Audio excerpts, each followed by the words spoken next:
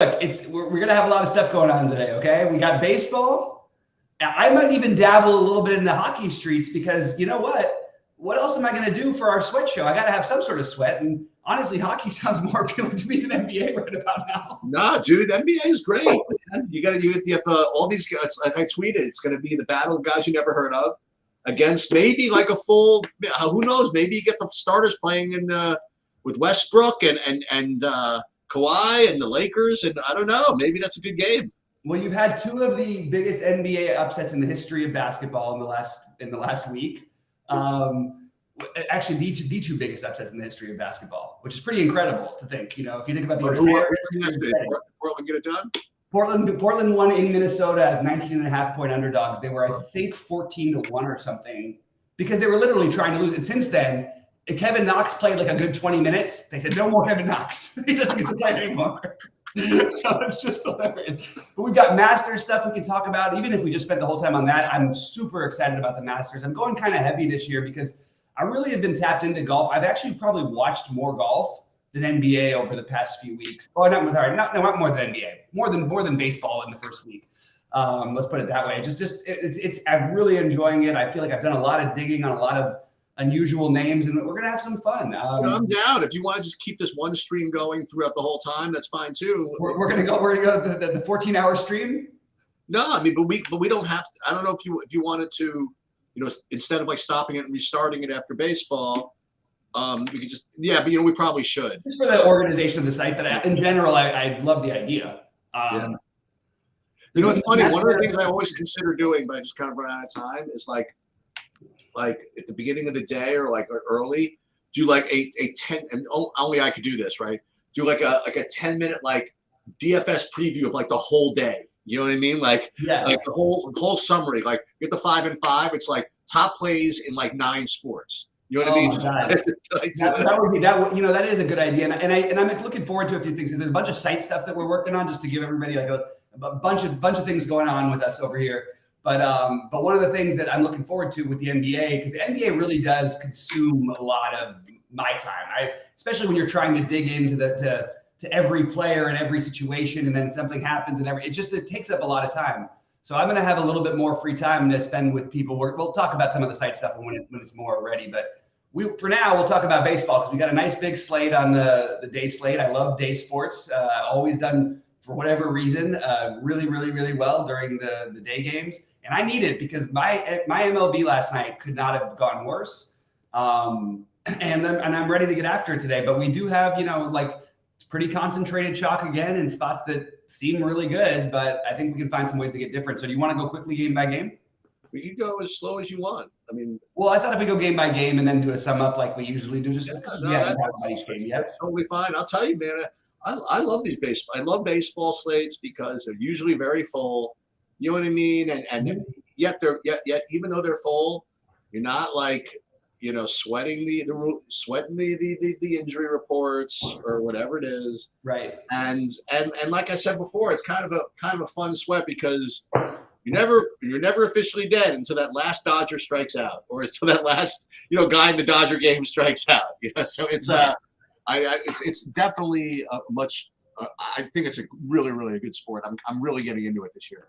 I'm really into it too. I just would like to actually win some money from it. So that would be my. It's been a week. It's not a big. It's been a week, but for some reason, when you have those slates where you hit literally, and that happens in baseball a lot, you hit like nothing. You know what I mean? If you get your stacks wrong, you have no hope. You have no chance. Well, I mean, I played a full on 5-man stack in the 555 or 777, whatever it was last night of the Cardinals. So I feel you, man. I like 4 fantasy points something. I did win. I doubled my money actually in those jumbos on the FanDuel. I played like 5-6 lineups in that, and I cashed in there a little bit. So that was good, but DraftKings was not no bueno, so to speak. Absolutely, yeah. All right, so day games in New York. This cloud thing is an illusion. I mean, well, it's supposed to rain a little bit later, I think, according to the Mrs. Sheets forecast. But I was able to walk today to work, and it's barely a drizzle, so I don't know if it's going to affect anything. Nonetheless, you got 2 good pitchers. I mean, and you have 2 good pitchers. One of them is 9,800. The other one is 7,700. You have Cole coming off, he's definitely off to the start that you want. But Nola's only – listen, I said this last time. You said, why? He's not that good. Nola's – it feels disrespectful. No, I did not say – I absolutely would never have said Nola's not that good. No, what you said, it wasn't that. What you said was that – you said everybody's priced down, so you're just – it's just perception. It's really not that different than it seems. You know what I mean? It's Nola and, like, McClanahan's a better fantasy point upside guy, so I get why he's 8,800. But, I mean, Nola was horrible opening day. And in general, actually last year really started to have some rough outings as they went along. He's gotten a tremendous leash. Either way, like I think both these pitchers are extremely in play today. And, trying to find ways to get different in baseball is one of the most important things, as we talk about like pretty often. And the fact that you've got Nola sort of rating as if Nola at 7,700 last year was 10 to 15% owned, we would have just loaded up and just said, you know what, you deal with the rest. But there's just other good options. That's the truth. And even against the Yankees, while they've been doing well enough, like they still strike out a ton. I have no problem with both these pitchers. Horrible hitting weather, 10 mile per hour winds coming in, and it's 50 degrees out. So that is going to make me very low on that side of things. On the hitting side, but I like both pitchers quite a bit. Cole rates right at the top for me, and Nola is a great tournament play. I like both these guys. How about you? I mean, I've got 10 pitchers, and which is good because I want to focus on a couple of hitting situations, maybe 3 or 4. So if I'm going to do that, I do have 10 pitchers I want to pick from. So I do want to sort these out. I do right now have Cole tied for first overall with another guy we'll get to. And then I have Nola right now rated 4th behind a guy that we probably hope we don't get to, but we'll get to him later. Yeah, and I want to point out, as Go Fiesta is saying in the chat, like Logan Webb at 7,500 is ridiculous. They're all ridiculously priced right now. Yep. Like, and Logan Webb is not a high fantasy point producer, although I believe in his skill level, like, especially going against the White Sox, who have not hit righties in over a year and a half now, it feels like. But like look at these pitchers you're getting these prices on. Everybody is at least 2K less than they usually are. I actually think Logan Webb is closer to his normal price than any of these guys are, except for maybe McClanahan. I guess you could argue for him, but like there's a lot of pitching options. But right now, Cole and Nola near the top of my list. Moving over to the Rays and Washington. The other guy who I've got very high, and for what it's worth, I'll put my early builds when we're done with the stuff up in the. I already put my first early builds up in the premium, but on these early slates, I'm not going to have the cores and all that stuff and bets done. Usually, I'm usually just going to be focusing on the DFS part of it, and I'll let you guys know what I'm doing in the premium channel, especially where there's multiple sports going. So I've got my other stuff goes on the site. We haven't, anyway. Anyway, I like McClanahan, and obviously I like the Rays stack. The problem is I just don't know if I can do this type of ownership. Now it's incredible. It's good hitting weather. You're just going to have everybody 20% owned, and not to mention like 3 of these guys probably don't finish the game. And if Corbin's not going well, one thing they do let Corbin throw pitches even when he struggles. If Corbin's not going well, I mean, you might have Luke Raley will be back in there if they bring a righty in. You'll have other guys in there that aren't in there right now, so you're going to lose some of your players. So to have 20 between the incredibly high ownership, I think you've got to try to use this team as a complementary stack. Maybe on FanDuel you could use the 4-man if you're going to use a different 4-man. But it's really hard to justify playing this type of ownership. However, they look like the best option on the slate, all things considered. What are you doing with this one? Yeah, they're the best stack on the slate. And they're the highest owned. And this is unfortunately or fortunately, this is something we're going to probably say every day. You know what I mean? Like I shouldn't say that. There are going to be days where there's no standouts. But it's just happened that we've had a couple in the last, since the season started. And Tampa is the best play. The way I would advise, we will every single time, I think, is either don't play them or make sure that you don't play them with, say, Cole Javier, for example, or play them in like the 1, 6, 8, 9s. But the problem with that is, like you were saying, there's some teams you can get away with 1, 4, 7, 8 stacks. But Tampa, you can't, because they're going to get two at bats, you know. But also, the 7-8 guys are getting tons of ownership, so it's not like you're getting, you know what I mean, or some of them are, you know what I mean, getting. Yeah, I mean, I have everybody on there. You guys have them. Like Goldie's projections has everybody double-digit owned. Like, it's just really hard to get different and try and win a tournament when you're playing everybody who's going to be double-digit owned. However, because I like them enough, I like them as a complementary piece to whatever stacks we're going to go with. I just can't. I don't want to get into this game of stacking chalk. It's just not the right way to play baseball. I don't care if it kills me in 20 slates in a row. It's just wrong. Pretty flat out, just completely wrong. Yeah. I happen to put the 4 guys that I like the most in Tampa, the 1, 2, 3, 4. Mm-hmm. Just happen the guys I like today. And if you could if you could get if you want to play cash, if you want to play single entry and get different elsewhere and some other stuff, then these are the dudes I would play. I play the righties, you know what I mean? And they'll get through. Maybe they'll get through Corbin. You know, they'll get to Corbin before they get subbed out. But these guys aren't getting parity.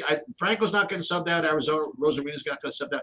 Diaz might, but the thing is that he's off to a freaking big start himself. You know, so I don't know. These are likely today. Yeah. These are the top guys, and I don't have McClanahan for whatever reason. I have McClanahan just one of 10 guys, and I'll probably default to you. Like, if you like him more than some of the other guys, I'll probably just end up playing him or something like that. By the way, you know, we're off to a pretty good start, at least with one of our Survivor teams. The other one, we're freaking struggling, man. We need the Tigers to stop playing like freaking 19. I know, and you were all pissed off and thinking that you wish we went both with Houston because of the ownership on the Tampa Bay. I really don't think it's going to matter as much in this one as it does in football, because you have so little predictability early in the season. You kind of want your sure wins, but we thought that Houston seemed like a pretty good bet. We didn't know that the freaking Tigers would be the best team in baseball. So who knew? See about that. All right, all right. You want to move on?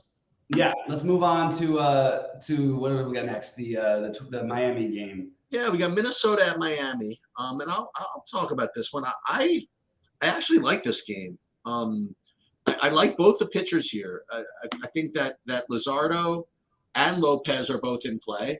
They're not the top plays, but they're definitely one of my 10. I mean, let's put it that way. And I think that you play, say, both of these guys or one of these guys, that's definitely getting somewhat different. That maybe allow you to play some of the chalkier stuff. So I do like both those. And when I was looking for kind of offbeat stacks, I mean, I was squinting and seeing if I could play Minnesota or play Miami. I just couldn't quite do it in Miami. So I'm going to stick to the pitchers as kind of in my pitcher shuffle and probably just not get to the hitting. Mm-hmm. Yeah, I think both pitchers are in play, but like we can say this about every pitcher on the slate. And at some point, no, that's not true. I mean, I have 10.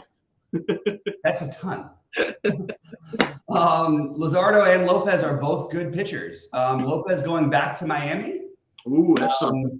You know, I don't know what that means, but it's something that the players know him. You know, I used my Travis d'Arnaud play yesterday because he used to catch Mats, and I mean, it didn't work out as a huge producer, but he had 3 hits in his 3 at bats off of Mats. So maybe there's something to it. But I don't know, man. I right now, like, both these guys look fine. I also don't mind the idea. I believe the roof is going to be open. I don't have it as like a full stack, but I certainly don't mind the idea of like Byron Buxton as a low-owned one-off because of I mean, look, you Byron Buxton against the lefty just feels like a good spot to try and take a shot on him. And you have really low-owned guys to go with him if you wanted to play a Jose Miranda.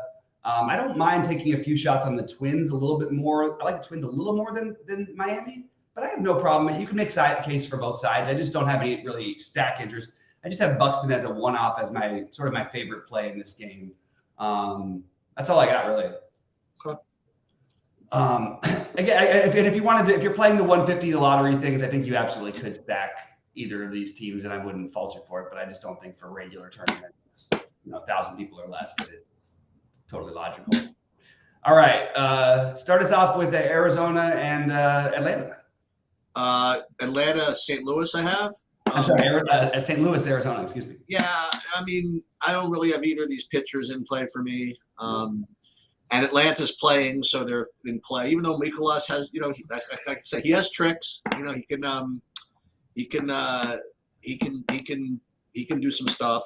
But Atlanta's, they're fielding guys on the field, so they're probably in play. They're not my favorite stack, but if I'm playing 20 lineups, I'm going to have at least a couple with them, and that's pretty much it.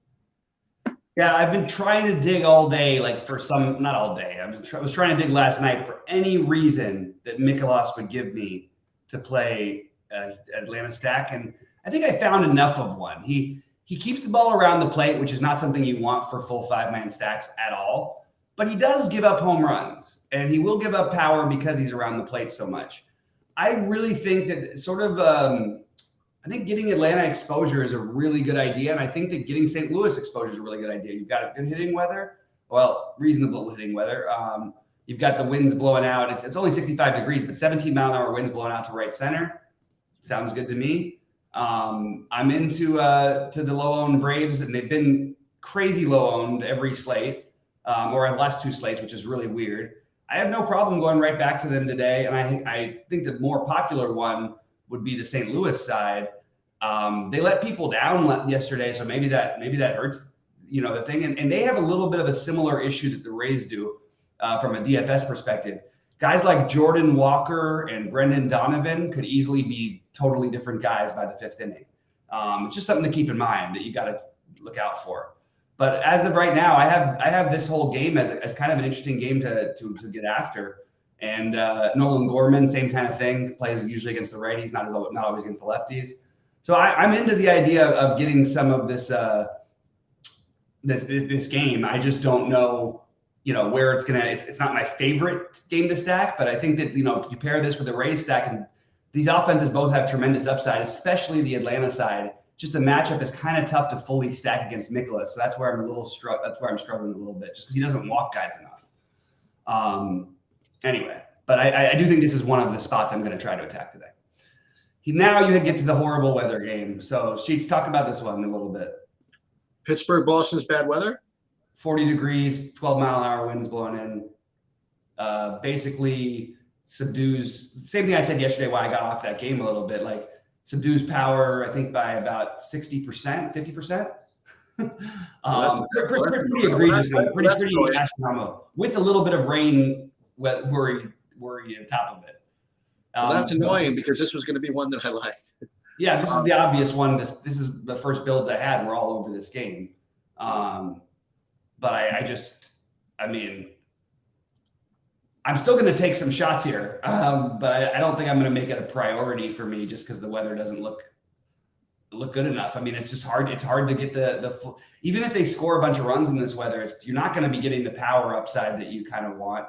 You do have some, there's a lot of guys who can steal bases here, especially on the Pittsburgh side with Reynolds and Cruz especially. But yeah, I'm just kind of struggling with this one. It was my plan to go after this, but I don't want to play in these this ugly weather games. I would play Casas at 2,900, Verdugo 4,500,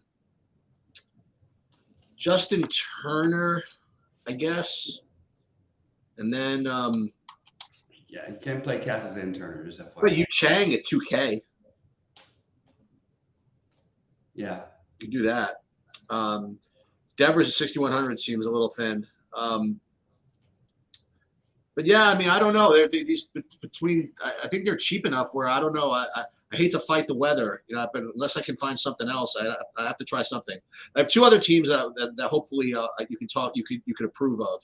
Otherwise, I'm going to end up having to play Tampa, so I don't want to do that. So yeah, and like I said, I'm going to have a little bit of.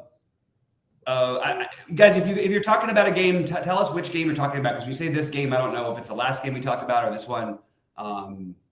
Give me a thought. This game it feels like, yeah, I honestly still, we were only 40 minutes away, and I don't know what I'm going to do, because I still kind of, like you said, they're cheap. It fits in. They're not going to be that owned because people are aware of it. The run total dropped, I believe, from the opening line. I don't have the exact numbers. It's at 8.5. I believe it was at 10. It's a pretty significant, drop off. Like, I don't know. I wouldn't be too heavily invested in I logically don't want to be too heavily invested. It's going to be hard for me though with these pitchers and the prices to not have at least pieces if I don't fully stack. And I'll probably throw one game stack into one tournament or something. All right. Why don't you start with? I'm trying to find a stat for myself. So try. Okay. You start with this. Mets Milwaukee. Because I have an opinion here. Yeah, I don't think Corbin Burns, I don't think had 2 bad starts in a row the entire season last season. I still don't think I'm going to play him that much today. And I think Milwaukee is in play against Peterson. I think Peterson's a decent pitcher, but what worries me is that he walks a lot of guys. He gets himself into trouble. And I have a feeling that Milwaukee could be a sneaky stack today. You've got guys like Luke Voigt at 2,900. How the mighty fallen, man. This guy hit like 50 home runs a couple years ago for the Yankees. Luke Voigt, Brosseau, but he's usually, often a platoon guy. Milwaukee does a little bit of the NL version of the Tampa Bay stuff. Owen Miller, he's batting 8th, I guess now. I have that in there. Brian Anderson, the greatest player in history, who just put up like 700 fantasy points. I mean, he literally had like 70 fantasy points last night. If you played Brian Anderson, you could have cashed with just Brian Anderson and nobody else with any points, I think. Adames, I can get behind the Milwaukee, at least a mini stack, but potentially a stack.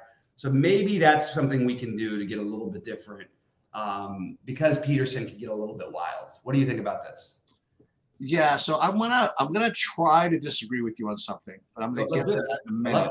I don't quite have the support of this yet, but so let's just start with the I thought the obvious pivot here was Milwaukee, right? So to me, Milwaukee was a team I was going to play, and I still might.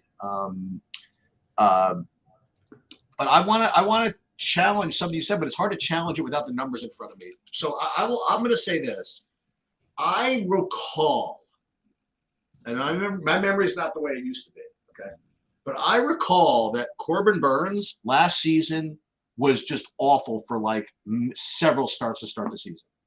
To the point where I just weird remembrance of walking to work and hearing, actually, I don't know whether it was the Morning Ride or some other podcast, they were saying that I want to stay on top of Corbin Burns being bad until he turns it around.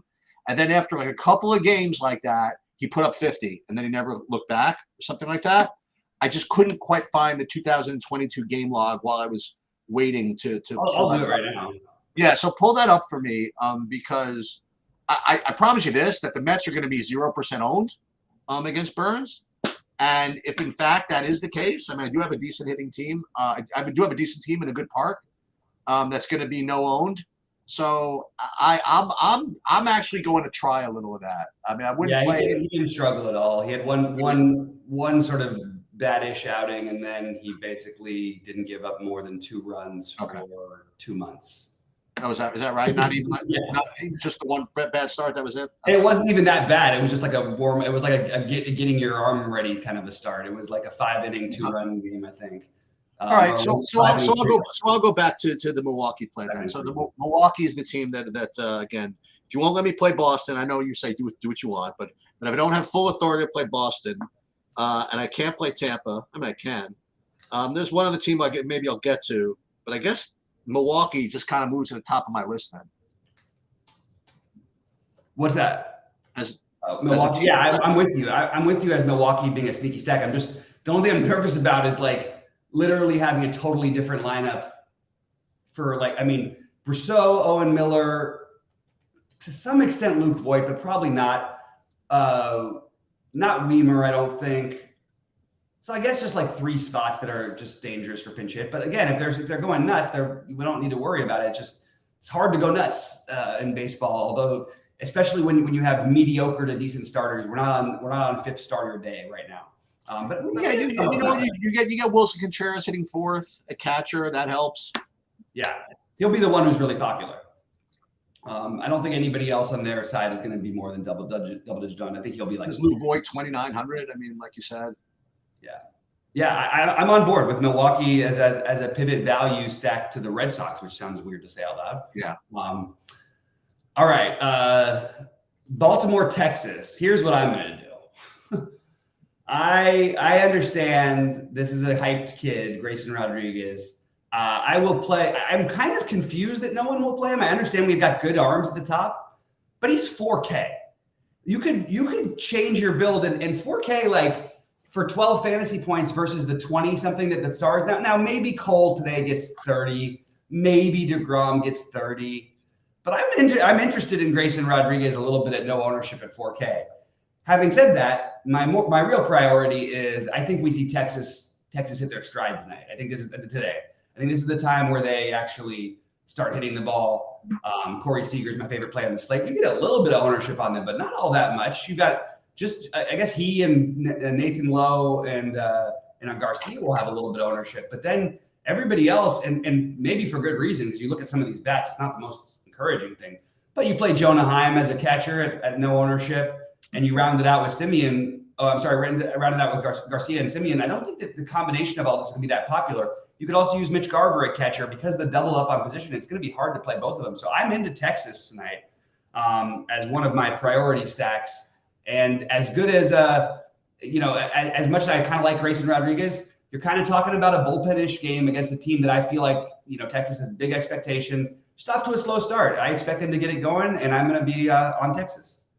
Yeah, so according to the projections or whatever, I mean, you get a good point per dollar projection out of Grayson Rodriguez at 4K. Okay, but I will say this: okay, like you're Grayson Rodriguez, and you're waiting to get the call up or whatever, and you get called upon to go start against freaking Jacob deGrom on the road. You know what I mean? Like, yeah, thanks, bro. You know what I mean? Like, I will say this: that if he can come out here and put on a freaking show in that situation.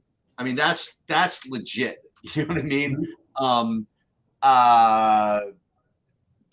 And for that reason, I think I agree with you. I think Texas just got to be a good play here. I mean, they just have to be. Oh yeah, and I buried also that I like DeGrom as well. So, we don't see two bad starts from DeGrom in a row very often. He got stretched out a little bit on opening day. Got stretched out because he got hit. I'm into playing some DeGrom, and I'll have some DeGrom Cole lineups. It's hard. I like a lot of the pitching on the slate, but the Grayson Rodriguez thing, and also he hasn't pitched like if you look at I was looking at his fan graphs, like he hasn't pitched more than a few times like in the last 2 years. Like how long are they really going to let him go? So I don't think he's going to throw that many pitches, but I'm just intrigued by the 4K price tag. If I can get 12 from him and 20 something. What are we going to do with that though? Well, the thing is, I just like it as a differentiating of builds, and that allows me to play. I can play of my 5-man stack with Buxton and Acuna and something like that. You know what I mean? Right. Which just every day feels like. I mean, Acuna feels like 15 fantasy points. He starts the game with 15. Yeah, I know. It's a good game. He got 30. White Sox and what's it called? White Sox. Why don't you start off the White Sox game? Sorry, I'm just catching up a little bit. Yeah. So by the way, significant winds blowing out to left 26 miles an hour in a stadium where it matters. Well, good because I need to cross off some pitchers, and Dylan Cease was one of my 10, and he will have ceiling games. He was on a big roll last year, if I remember correctly. Yeah, he's got incredible stuff. But 27, but winds blowing out on a slate where you got some serious ceilings here. From some of these other pitchers also, I'll probably just end up that he'll be probably a casualty. And Logan Webb again. I just don't need to play pitchers into this win. I don't want to, but I have a big question mark asking permission to play the White Sox. Again, just no other reason. You know what I mean? Like I wanted something else to play, and yeah, Logan Webb's a good real life pitcher and all that. But you tell me also there's wind blowing out. I don't know. In my 20 lineups, if I play 20, I'm gonna have to have something. So aside from Tampa, I think the White Sox are gonna get in there somehow.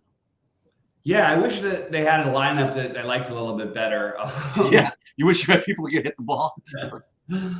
I have respect for Logan Webb as just being a really good pitcher, and simple as that. And I would like to find something here. I think the Giants are more interesting to me than the White Sox, which is weird because I don't want to stack against Dylan Cease, but I could sure talk myself into like Jock Peterson, maybe a mini stack just to get a little different. And I would like to play these weather games. It's kind of not my favorite matchup. You got Webb also doesn't even I don't know, doesn't get the ball in the air. And I don't know. I think this is a spot where just maybe if you want to get a 3-man complementary stack, you could look at both sides of it. But I couldn't find anything that I really liked, to be honest. All right. Sheets, before I say what I'm going to do in this last game, I want you to run away with it. Why don't you start it off here? Well, I mean, this is the other thing you can do. Well, here's the problem. The problem is that Javier is projected to be probably the best pitcher on the slate, given everything else aside, along with Cole and some whatever. The other problem is that Houston is going to be I think the second most popular hitting team, and probably for good reason. So I don't know how to play it. I don't want to play Javier with Houston, but they certainly look like two of the best plays, if not the best plays. And that's pretty much where I am in this game. Yeah. Okay. So I want to get my revenge with my Houston stack. They haven't been hitting. If you get to the bullpen in Detroit, I swear you can hit these guys. I know they're off to a good start. And Houston's not getting ownership again. I know Erod has the reputation of being a good pitcher, and I think he actually has good stuff. He's just so wild that if the top of this lineup can get him, and if you could get any hits out of the bottom of the lineup, I feel like Houston could string something together here and maybe put up a big number. So the theory of my day is Texas, the Rangers and Astros. Right. Let's go with them. I think that's probably where I'm going to be building out most of my cores. I will be using Tampa Bay as a complementary stack. I will be using some Javier, but I don't think it's a must play by any means. I don't even have anything like it. I also don't think that taking a one-off from Detroit, there was some talk in there earlier about stacking Detroit. I don't think I would do that. I just don't think it makes quite enough sense. But I do think taking one-offs against them are fine. I just don't think you need to go that creative personally. If I had to pick anybody, I'd play Torkelson. Torkelson's 2,100. And he's batting fifth. He's playing first base. That's really, really cheap. Maybe a pivot off of, a slightly higher owned Cassis. But I'm into the Texas teams, and I've got to take a look after the show. I think that Texas is opening their roof today, which should be better for weather. We'll see. Usually better hitting weather when you open that roof. So those are my main ones. I also think that, Atlanta, St. Louis, that both sides of that game are interesting to me. I think that Milwaukee is interesting to me. And I think that Boston, Pittsburgh at low ownership because of the weather I'm still open to it. But the main ones for me are going to be the Texas time. The daytime Tigers thing, I want to address really quick to Eric. That's very, very true. The Tigers hit well during the day. That is almost entirely at home. That is because they were playing games in 60-degree weather versus 80-degree weather, and the ball carries at Comerica so much. Is it still Comerica? It's been Comerica before. The ball carries so much better there during the day. So those flyouts turn into doubles. The doubles turn into home runs. Et cetera, et cetera. But I don't think playing them in Houston has any merit to that. But anyway. So it should be a fun slate. I've got to get to my actual builds because I've still got guys who aren't even in the lineup necessarily in a few of them. Just for fun, I'm going to run right now before you get out of here. I'm going to run a Saberson build based on my projections. I'm trying to think before I look at it what it's going to give me. I imagine just all the Tampa and then probably, I don't know, Cole and Burns or something like that, or Cole and McClanahan, because you could, or maybe Cole and Javier. I think I'm going to say Cole and Javier and all of the Tampa. That's going to be my prediction. Let's see what it does. All right, so I'm getting. I can't really show you. I guess I could. Right. So what this would give me is 60%. Cole and Javier, and then Cease would actually be third highest owned, which is sort of interesting. And then as far as stacks go, wow, Atlanta would be the highest owned. Atlanta, Tampa, and Boston, and that's basically it. That's very interesting. Yeah.